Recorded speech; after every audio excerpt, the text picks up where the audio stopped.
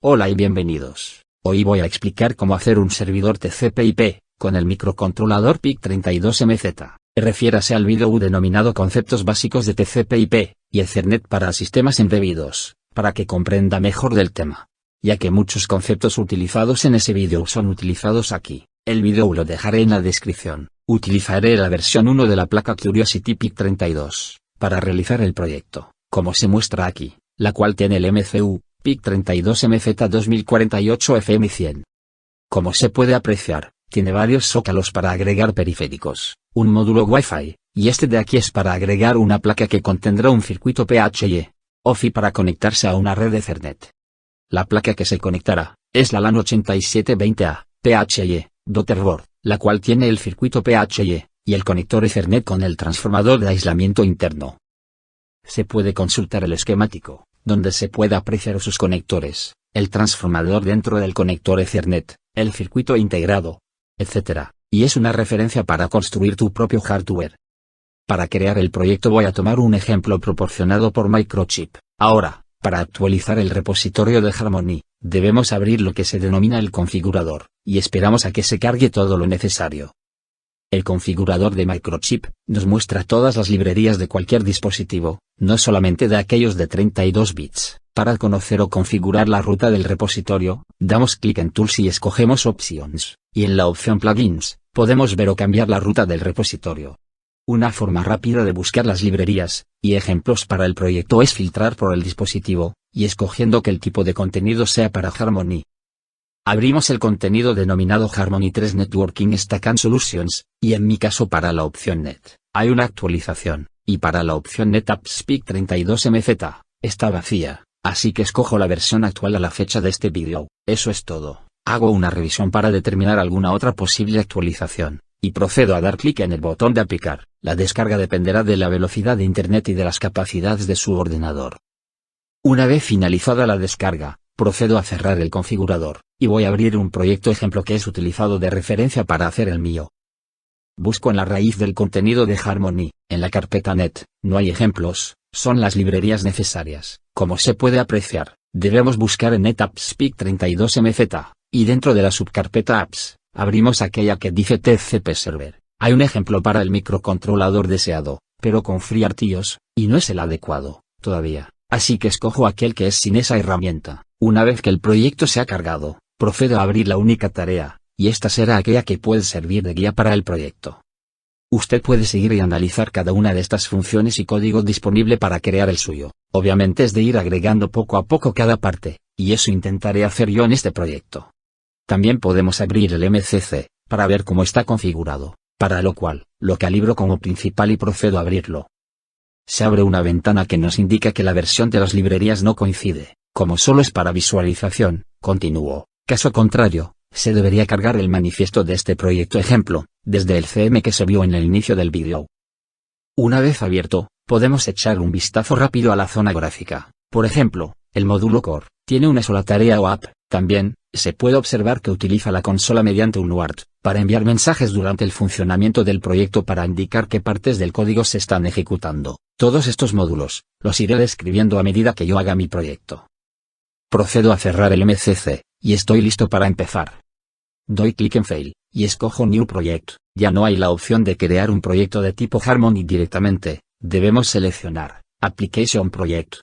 Luego seleccionamos el MCU, PIC32MZ 2048 FM100, y continuamos. El siguiente paso es escoger el tipo de compilador y su versión. Nótese que ahora se puede indicar que es principal, y que se abra el MCC al finalizar. Selecciono una ruta donde deseo que se cree el proyecto y le pongo un nombre. Se crea el proyecto y el MCC empieza a abrirse. Abierto el MCC, voy a seguir mi libro de MPLAB Harmony que dejo en la descripción, que tengo un capítulo dedicado a crear un proyecto similar. Primero agregamos el módulo Core, para generar tareas. Para este proyecto, solamente encenderé y apagaré un LED, remotamente, así que me voy a limitar a una única tarea. Regreso al MCC, y agrego el módulo, y damos clic en No, para no trabajar con FreeRTOS. Esperamos un poco, y creamos la tarea, app, el cual voy a poner el mismo nombre que está en el libro. Reviso cuál es el nombre que he puesto antes, y es app servidor TCP/IP. Luego, regreso al libro, y me indica que debo agregar el módulo Time, que es necesario para crear retardos asincrónicos para los procesos de Harmony. El siguiente paso que indica el libro, es agregar el configurador de la capa de aplicación. Esto se encuentra en las configuraciones de red, que para agregar los módulos relacionados con TCP/IP, indica que es obsoleta. En otro vídeo indicaré cómo ahora, se agrega de módulo en módulo. Prefiero esta forma mientras está disponible, ya que agrega casi todos los módulos necesarios de manera automática.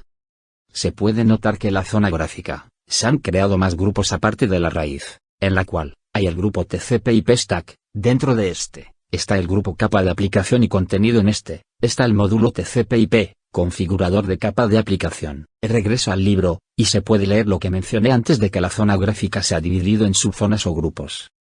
Con este módulo, procedo a activar el servidor de DHCP, para que el enrutador de la red proporcione a mi hardware una dirección. Al realizar esta acción, otros módulos son necesarios, por ejemplo, el módulo Time, así que doy clic en la opción afirmativa. El siguiente módulo que se me pregunta, si deseo agregarlo, es el de consola, y escojo la opción no, ya que no es mi interés enviar mensajes por algún puerto RS232. Mientras se ejecuta el código. Ahora se me pregunta, si deseo agregar el módulo de depuración, de igual manera escojo, no. Luego, se pregunta si se desea usar el protocolo IP versión 4, y obviamente selecciono, sí. El siguiente protocolo que se pregunta si desea usarse, es el ARP. Recuerde el vídeo de conceptos TCP/IP, en la descripción para más detalles. A continuación, debo seleccionar el protocolo UDP, aunque este ejemplo es de tipo TCP, lo dejo, ya que a veces es necesario hacer algún tipo de configuración o aviso a uno, o varios hardwares en la red, y este protocolo es útil para aquello. Ahora, debo activar el cliente DNS, para que cualquier dispositivo en la red, conozca la dirección IP asignada. Verifico que el módulo DNS, debe estar en la configuración por defecto cuando se lo creó. De igual manera, esta comprobación debe hacerse para el módulo de DHCP, cuya configuración debe estar también, por defecto. Ahora, podemos notar, que la zona gráfica tiene más subregiones, también denominadas, grupos. Regresamos a la raíz, y se aprecia que el grupo TCP/IP Stack, tiene dos terminales de entrada. Esto es un error que aún no parece corregido, pero no es importante. El módulo TEM, debe poseer un temporizador del microcontrolador, para generar retardos asincrónicos, y como siempre, es preferible usar el Core Timer, o temporizador central. El módulo Time, debe dejarse con su configuración por defecto. El grupo TCP/IP Stack, también debe permanecer como ha sido creado. Ahora me dirijo a la zona o grupo denominado Basic Configuration que tiene 3 módulos. En el módulo denominado TCP/IP Basic Configuration, debemos asegurarnos que la única opción que no debe estar habilitada, es aquella de comandos TCP/IP, ya que no se utiliza en el ejemplo que se va a realizar. También, el módulo TCP/IP Core, debe permanecer como fue creado. Se puede revisar todas sus configuraciones, y verificarlas como se indica en el libro. El módulo denominado netconfig, por ahora lo dejo como fue creado, es decir con su configuración por defecto, pero más adelante debo cambiar algunos parámetros. El siguiente grupo que debo revisar es el denominado Driver Layer. Aquí es donde configuramos lo relacionado con la capa física, es decir con el circuito integrado PHY, OFI. El circuito integrado es el LAN 8720, y como se explicó en los conceptos de TCP/IP, el bus de datos entre este circuito, y el microcontrolador es MIWM, así que activamos esa opción. Con el módulo MWM, en la opción de PHY, seleccionamos al LAN 8720, y este módulo aparece en la zona gráfica. El módulo MWM, no debe tener un ID, para el módulo Ethernet, pero en la última versión, al crear este vídeo, se puede comprobar que dicha opción ha sido removida. En el módulo LAN 8720, activo la casilla para usar los bits de configuración, para que la configuración del PHY, sean aquellas definidas en los fuses del microcontrolador. Ahora me dirijo a la zona o grupo denominado Network Layer, en el cual hay 3 módulos. El primero denominado, TCP/IP Network Layer Configurator, debe tener activado los protocolos ARP, y el IP versión 4. Además, puedo activar la opción ICMP versión 4, que permitirá que el microcontrolador tenga este servidor, de tal manera que responda a un comando ping desde otro dispositivo en la red para determinar su presencia. Verifico que el módulo IP versión 4, esté configurado por defecto. De igual manera, aquel denominado ARP y el ICMP, también deben estar tal cual fueron creados. Ahora me dirijo a la zona o grupo denominado Transport Layer, y en el módulo que configura la capa de transporte, se puede apreciar que el protocolo UDP, está habilitado, pero no el TCP, y es necesario para el proyecto. así que lo habilito y los siguientes módulos, y opciones que se me pregunta si deseo habilitarlos, a todos ellos, doy clic en la opción sí. El primer módulo que se añadió es relacionado con las librerías de criptografía, el segundo es el Wolfgrip, que es biblioteca de criptografía diseñada por Wolf SSL, el tercero fue relacionado con librerías adicionales dependientes que deben conectarse de manera automática. El nuevo módulo TCP debe permanecer configurado por defecto. Si regreso a la zona o grupo raíz, se puede ver que existen dos nuevos módulos relacionados con los tipos de criptografía mencionados. Aquí se puede observar el error del grupo TCP Stack, con más entradas, que se crea cada vez que modificas el proyecto, pero no es de importancia. Ahora bien, los módulos nuevos de criptografía, los mantenemos tal cual han sido creados. Regresando a la zona Driver Layer, debemos agregar un módulo, a la salida o capacidad del módulo LAN 8720 y escogemos la única opción, que es MAC de Ethernet. El siguiente paso, en el módulo ETH-MAC, es revisar que esté configurado por defecto, para lo cual podemos compararlo como se indica en el libro. Ahora, me dirijo al grupo o zona denominado TCP/IP Stack, y lo que nos dice el libro de guía es que el grupo Driver Layer debe tener una salida para conectarse a la entrada del grupo Basic Configuration. Entonces voy al TCP/IP Stack, y lo acomodo un poco cerca del otro grupo. La salida del grupo Driver Layer que se conecta al otro debe salir de un módulo interno. Entonces dentro de Driver Layer, la salida del módulo ETH-MAC, denominado MAC, debe ser la salida de todo el grupo. Lo que dice el libro es que debemos dar clic en la opción Configure Group Nodes, para colocar las entradas y salidas de los terminales de los módulos internos. Y hago eso, pero sorpresa, por alguna razón no se visualiza las entradas o salidas, y en el libro se muestra una imagen, donde sí se puede ver en esa ventana que emergió la salida MAC. Este es un error posiblemente del MCC, pero no voy a intentar encontrar la causa, y lo que voy a hacer es sacar los módulos LAN 8720 y ETH-MAC del grupo. Entonces selecciono, por ejemplo, el ETH-MAC, y presiono el botón que tiene la flecha hacia arriba. Aparece una ventana, en la que debo indicar hacia dónde deseamos mover el módulo, y escojo TCP/IP Stack. Hago exactamente lo mismo con el módulo LAN 8720. Los otros módulos, lo dejo como están, y me dirijo al grupo TCP/IP Stack. En este grupo, volvemos a conectar entre sí los módulos LAN 8720 y ETH-MAC, y la salida de este último, a la entrada del grupo Basic Configuration.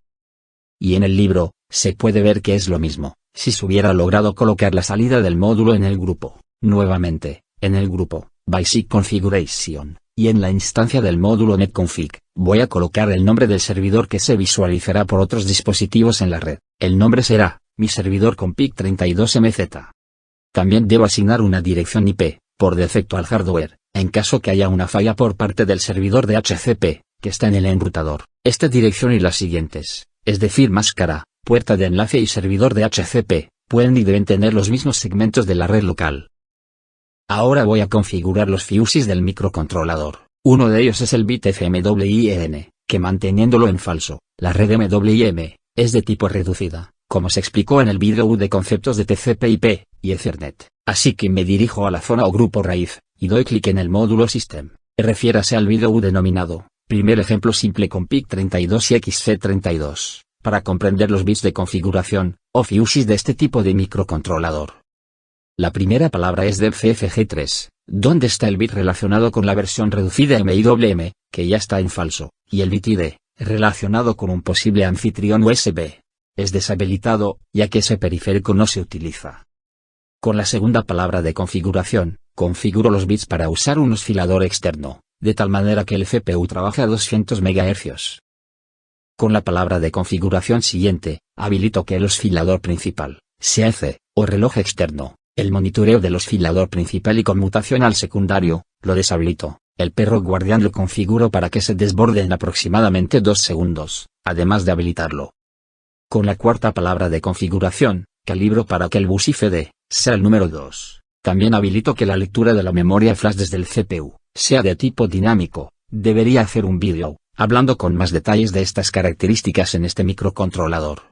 Pero por el momento, puedo decir que es una manera segura de evitar errores por corrupción o alteración de la memoria flash, por ejemplo, debido a interferencia electromagnética. También habilito el reinicio por energización en el terminal de reset del microcontrolador. Con la última palabra de configuración, habilito la protección contra lectura, desde un programador externo, y es una buena costumbre hacer eso, para proteger del robo, del código que hemos creado. Luego, me dirijo a la zona gráfica del reloj del sistema para verificar que el CPU esté funcionando a 200 MHz, mientras que los periféricos están a 100 MHz. El siguiente paso es configurar los terminales o pines del microcontrolador para conectarse al circuito PHY, así como los terminales que controlan los diodos LED de la placa. En el libro nos muestra una gráfica de los terminales, y más abajo, una tabla resumen de los pines o terminales que se usan. Para este proyecto, voy a activar al diodo LED rojo, y va a hacer exactamente lo mismo que el video denominado, ejemplo con el módulo WART utilizando Epilab Harmony 3, y XC32. Que dejaré en la descripción, que activa el LED si el número que arriba es 3, o lo apaga si el byte que arriba es 7. A continuación, busco el terminal B13, para configurarlo como recepción 1 de RMIWI. Y para el terminal B12, será la recepción 0 del mismo bus de datos. El terminal B11, será la línea de error en la recepción. La detección de portadora y datos de recepción válidos, corresponde al terminal G8.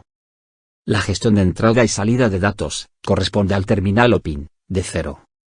El reloj de datos MDC, corresponde al pin 11 del puerto D. El terminal G14, corresponde a la interrupción que podría generar el PHY. Esta interrupción, no se utiliza, pero prefiero dejar ese pin del microcontrolador como entrada lógica. La habilitación de la transmisión, está controlada por el terminal 2, del puerto D. En F1, estará el terminal de transmisión 0. Y en F0, el terminal 1 de la transmisión.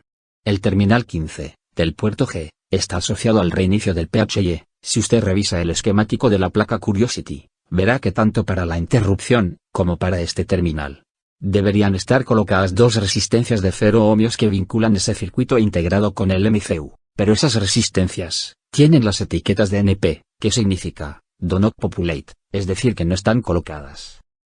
Entonces, lo voy a configurar al terminal asignándole un nombre, pero lo dejo configurado como entrada. Si usted diseña su propio hardware, pienso que debería el microcontrolador controlar el reinicio del PHY, y tener la posibilidad de en algún momento aprovechar la interrupción de ese circuito integrado.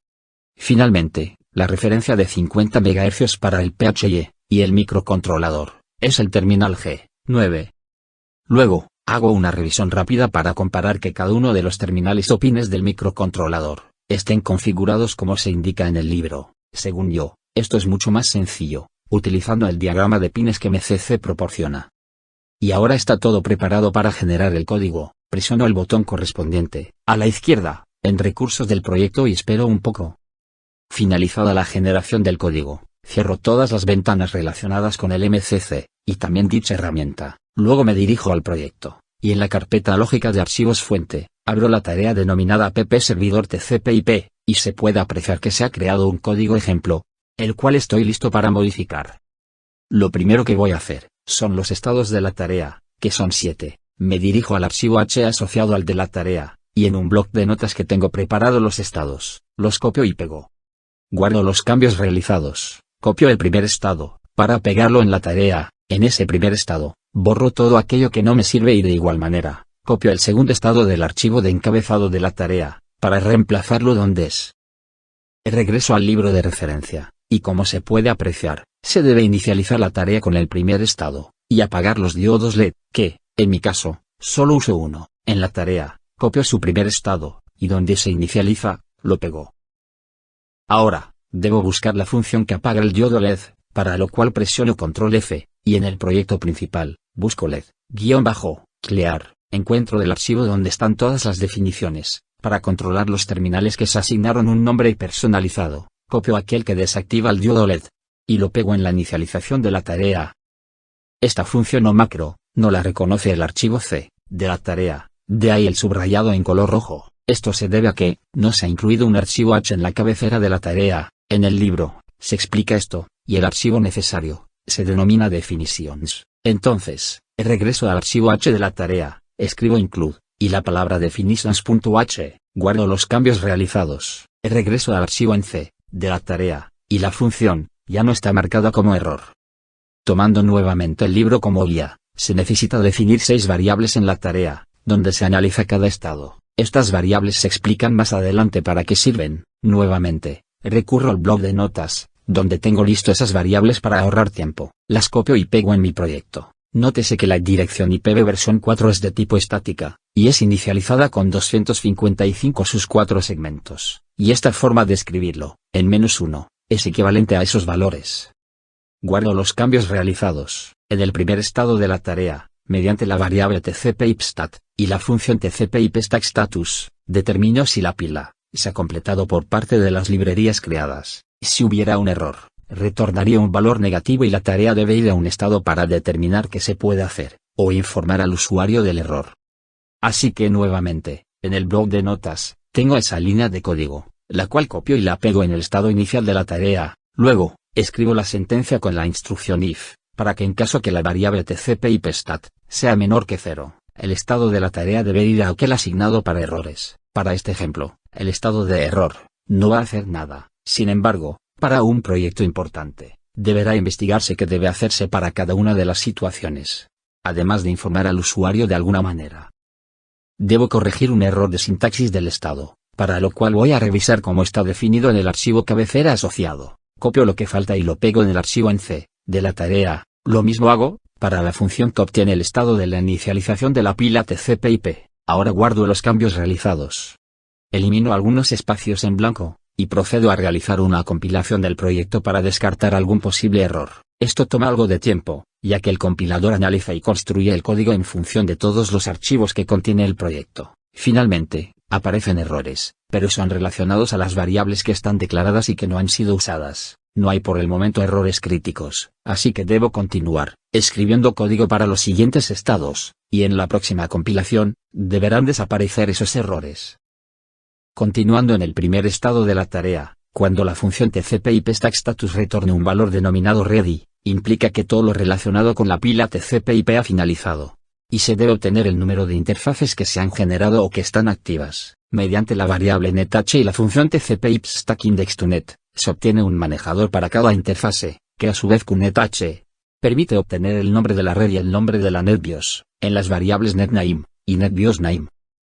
Ahora, he abierto el Notepad++, donde tengo un proyecto similar, y desde donde copiará el código al nuevo proyecto. Copio el else if de la pila tcp/ip, que está lista, y lo pego en el proyecto que se está creando. El cambio de estado de la tarea, debo ponerlo dentro de esta condición, y en este proyecto, no estoy usando el multicolor de la placa, así que comento esa línea, o mejor la borro. Como indica el libro, las variables netName y netBIOSName tienen asignado la expresión void. Esto es para informar al compilador que no genere un error, ya que no se están usando estas variables, más que para inicializarlas con los nombres respectivos. Solo son punteros, en caso de que se necesite algún momento acceder a esos nombres.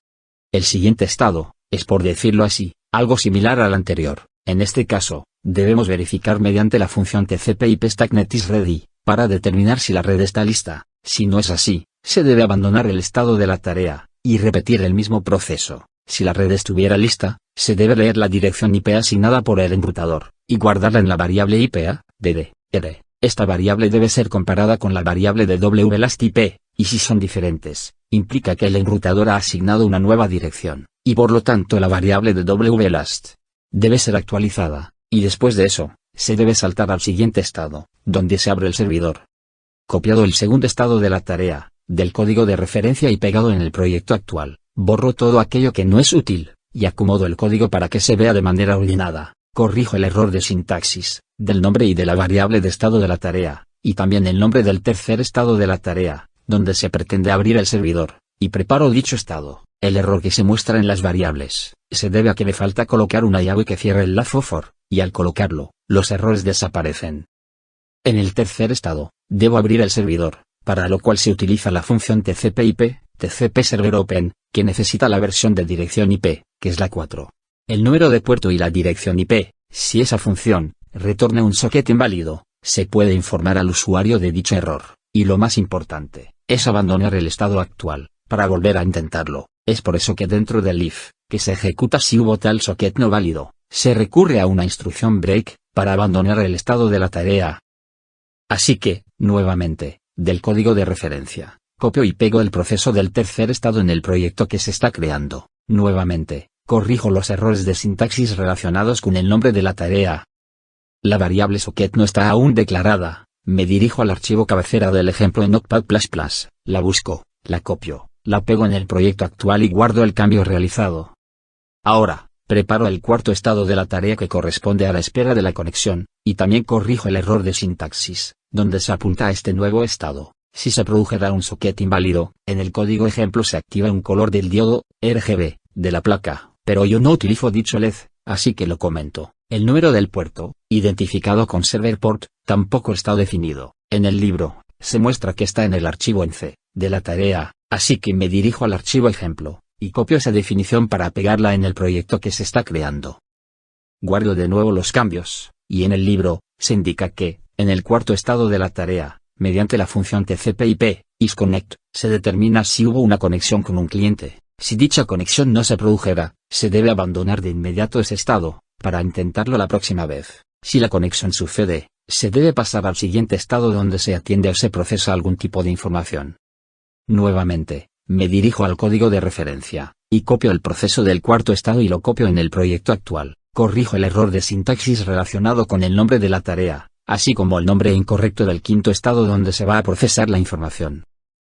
Preparo el quinto estado de la tarea, y en ese momento, hago una compilación, para descartar algún error o problema. Espero un poco, ya que toma algo de tiempo, y ahora sí, el proyecto se ha compilado sin errores.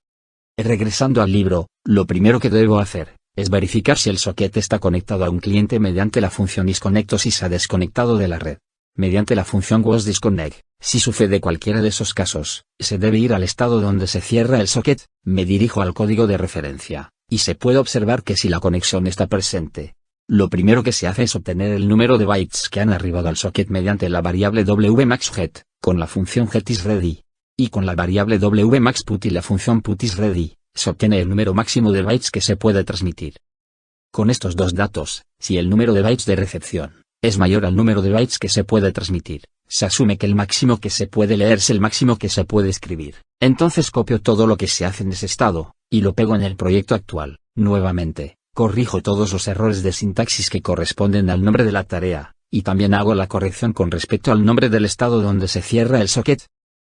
Los datos que arribaron, se obtienen con la función TCP/IP, ArrayGet, cuyos parámetros son el socket, un puntero a un array o buffer, y el número de bytes que se va a leer. Luego de ser tratada la información que ha llegado, para enviar datos se utiliza la función TCP/IP, ArrayPut, cuyos parámetros son iguales a la anterior función. El LAFOFOR se utiliza tanto para la recepción y transmisión. Para la lectura, permite extraer los datos de manera correcta si número de aquellos datos es mayor al tamaño del buffer.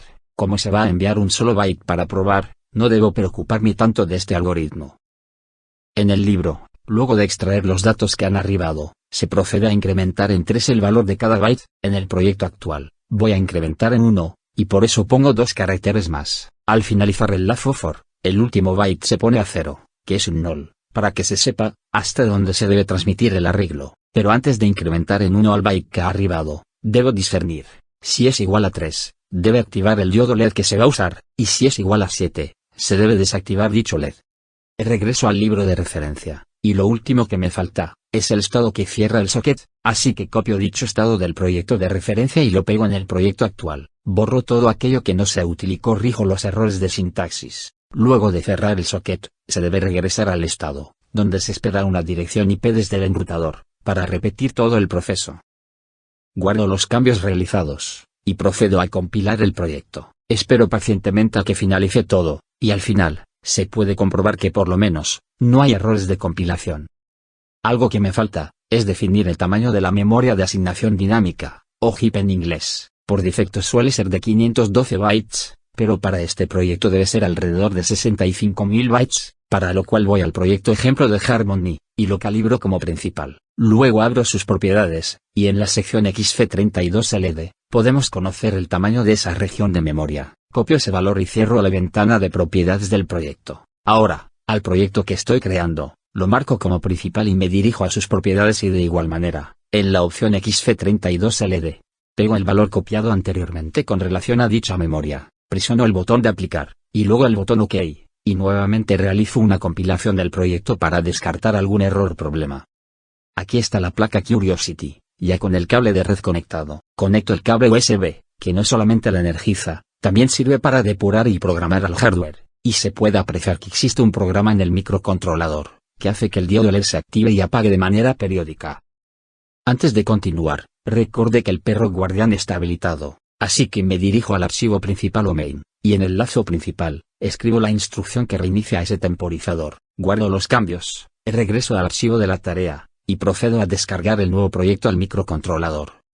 Aparece una ventana que me pide seleccionar la herramienta de depuración y programación, y escojo aquella que está embebida en la placa Curiosity. MPLAB, nuevamente limpia y compila el proyecto antes de la descarga. Esto toma algo de tiempo, así que acelero un poco el vídeo para no esperar mucho. Luego, MPLAB intenta conectarse al programador, y obtiene la versión de firmware y el microcontrolador objetivo. Luego, con ayuda del programador, detecta el PIC32MZ y obtiene su versión ID, de hardware. Muestra un mensaje en rojo, indicando que no se puede leer la memoria de programa, ya que está protegida contra lectura externa. Luego borra la memoria flash del dispositivo y la reprograma, y finalmente, aparece un mensaje, indicando que la programación y verificación de la memoria flash ha sido completada. Ahora, el siguiente paso es identificar la dirección IP, que el enrutador ha proporcionado al hardware, para lo cual, mediante un software que busca todos los dispositivos conectados en la red local, encuentro a la placa Curiosity, y se puede apreciar que la dirección asignada es 192.168.113. Mediante la herramienta, símbolo del sistema de Windows, procedo a ejecutar el comando ping a la placa, para determinar si responde, y se puede apreciar que el microcontrolador ejecuta sin problemas ese servidor interno. Ahora bien, mediante el software Hércules, en la opción TCP/IP, Client, voy a enviar datos al microcontrolador, escribo la dirección del servidor del microcontrolador, y desde aquí también puedo enviar un comando ping, el cual es contestado por el hardware.